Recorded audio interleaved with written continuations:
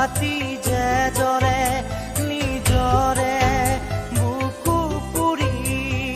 দিবলৈ বিলাই আনক পোহৰ দহনৰ জ্বালা